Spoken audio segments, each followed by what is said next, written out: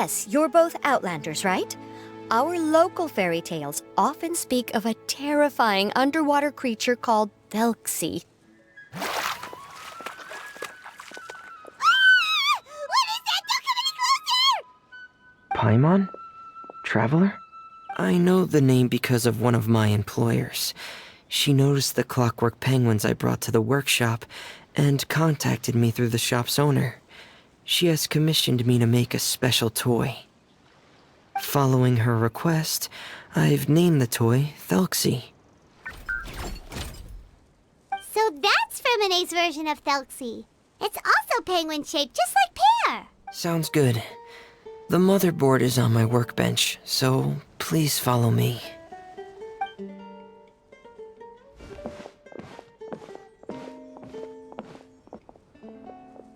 Ah, here we go. I have this testing manual, so feel free to reference it if you get stuck. Want to give it a try? It's okay if you don't succeed immediately. I've got a lot of backup boards just in case. Okay, knowing you, I'm sure you'll be able to figure it out.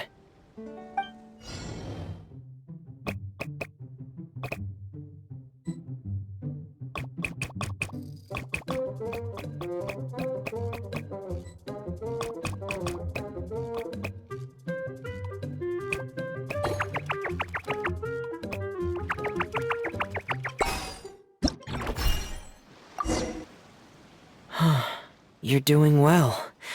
Just as I expected. We've taken on a lot of similar tasks before, you know. Then let's move on to the underwater part. It's just as I mentioned earlier. We're after colorful shells and coral. Oh, speaking of which, you're both already pretty used to Fontaine's underwater environment, right? Okay, that's good. Just let me know if you ever feel uncomfortable. I'll make sure to stay right by your side.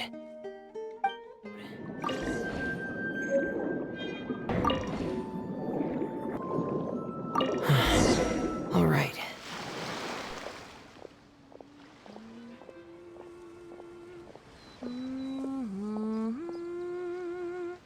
Ah, Fremine, you're back.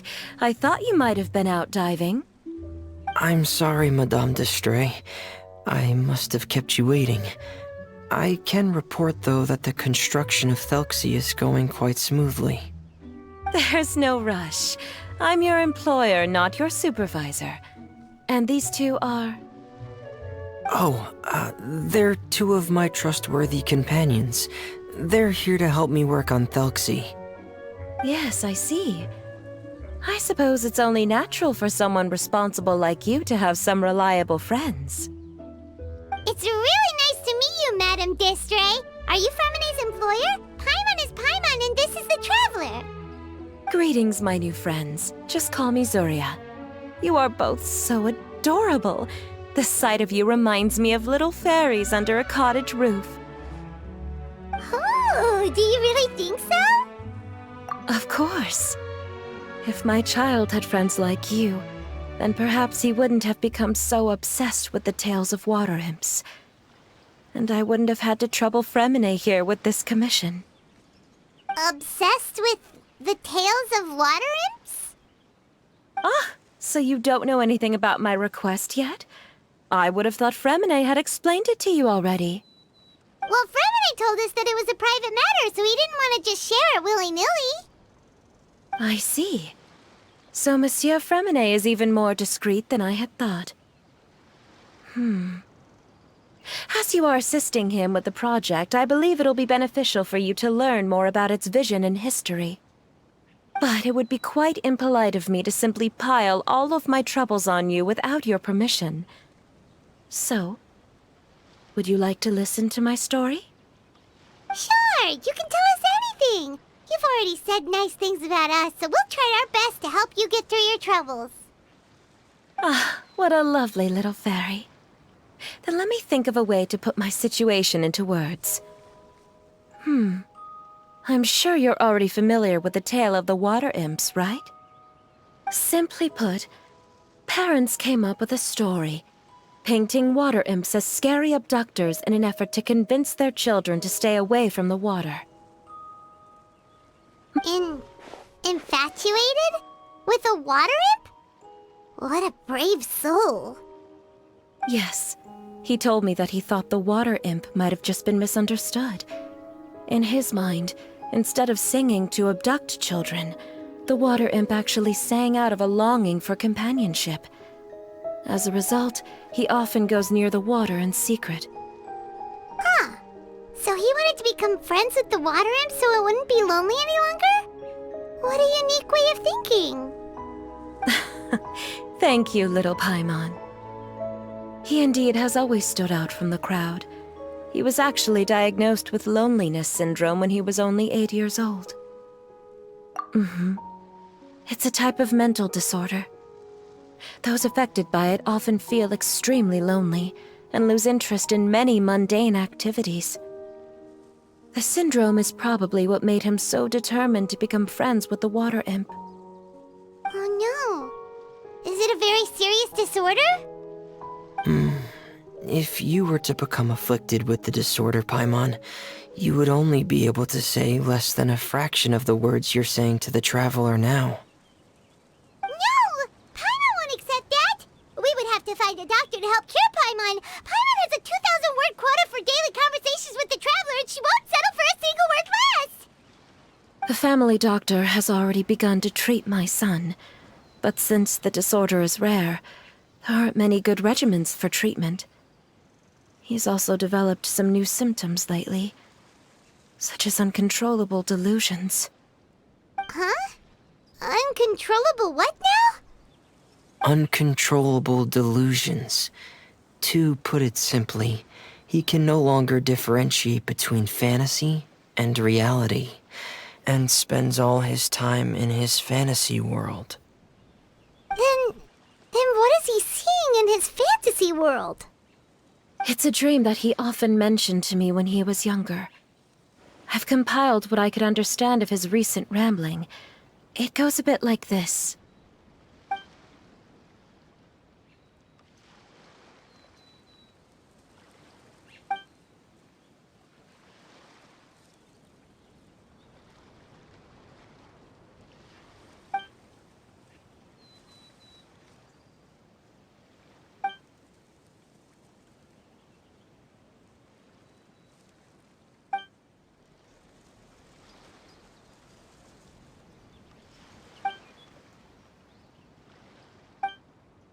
Amazing!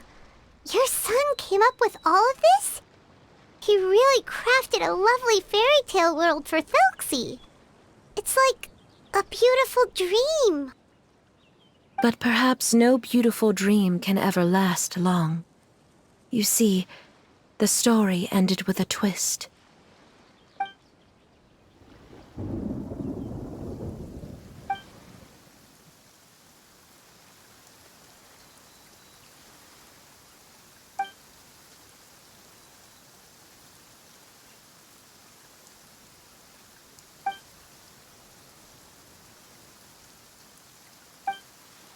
How could the story end like this? Is that kind of fantasizing what caused your son to develop his loneliness syndrome? Well, it'd be more accurate to say that it was the syndrome that caused such terrible delusions to manifest. But in any case, the biggest problem is the patient eventually loses themselves to the fantasy world of their own creation. My poor child can no longer differentiate between imagination and reality. He's begun to see himself as Thelxie. Perhaps in his mind, the loneliness he felt became the same as that of a prince who lost everything he ever loved or stood for. What? So that's what you meant by uncontrollable delusions. Then we have to help him snap out of it. Alas, most of the time he acts as if he can no longer sense or interact with the real world at all. I've had several discussions with the doctor, and we think it is best to try to guide his fantasy. He once wanted to make a picture book of his imaginary world, But since the disorder progressed too quickly, he never quite got past the first page of the book.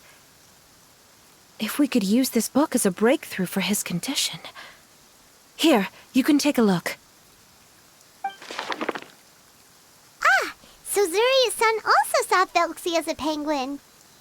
Oh, he looks so sad. What we should do now is help him complete this picture book. However, we'll lead the story to a different ending. One where the Water Imp Prince is eventually able to restore his kingdom with the help of his friends. We'll need to chase away his loneliness and sorrow, and let him perceive a world full of hope again. That's what I mean by guiding his fantasy.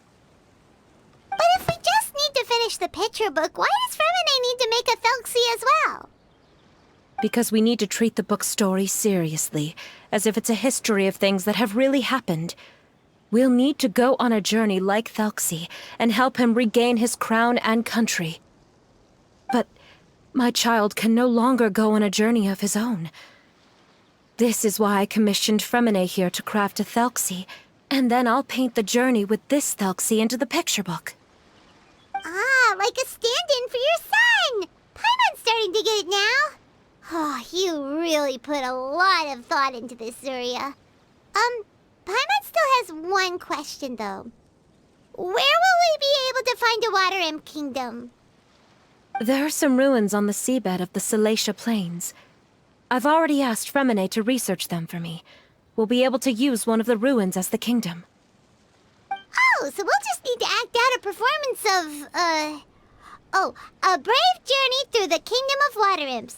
As long as we chase away the monsters in the ruins, it'll count as chasing away the monsters in the Water Imp Kingdom, right? Sadly, no. We won't just be putting on a performance. It's just as Zuria said. We need to take this seriously, and the only way we can take this seriously is if we choose to believe everything that's happening is real. So we'll be playing it straight, or, making it a fully immersive experience? Oh, neither of those really sound right.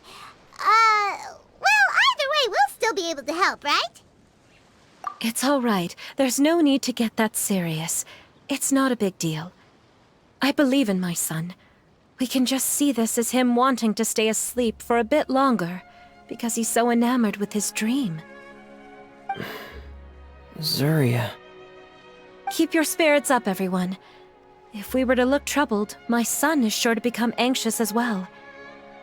I should be heading back right about now to check on my son. We temporarily moved to a place on the hill over there, so my son will have a better spot to convalesce. It's not far from the water, and there's also a great view. Feel free to come find me if anything urgent comes up. Understood. There's also one last thing. Since these two friends were able to help me out, I've made some more progress on Thelxie. I estimate that he should be ready sometime tomorrow. That's great news. I must thank you all. With that in mind, how about we meet here in 2 days' time to head to the Kingdom of Water Imps? All right, everyone. Let's meet again in another 2 days. Zuria sure is a brave and optimistic lady. Fremine, do you think her plan will work out? Let's discuss that over by the tent. There were a few things that I didn't bring up because the Madame was here.